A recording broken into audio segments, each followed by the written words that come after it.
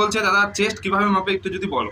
দেখো যখন তোমরা ফিজিক্যাল টেস্ট দিতে যাচ্ছ, যখন তোমাদের রানিং হয়ে যাবে, তারপরে কিন্তু হাইট চেস্ট ওয়েট মাপে। ওকে, কিভাবে মাপে? ওখানে যে ডক্টর থাকবে, যে দর্জির কাছে যে ফিতেগুলো থাকে, সেই ধরনের ফিতে দিয়ে কিন্তু চেস্টটা মাপবে।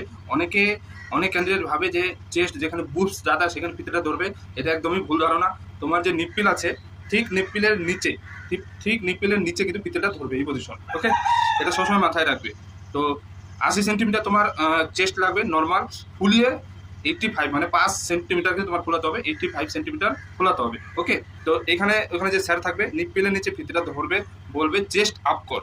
ঠিক আছে, ফার্স্ট চান্সে যদি তুমি 5 সেন্টিমিটার না খোলাতে পারো, নো প্রবলেম, সেকেন্ড বার চান্স দেবে, তিসরাবার চান্স দেবে।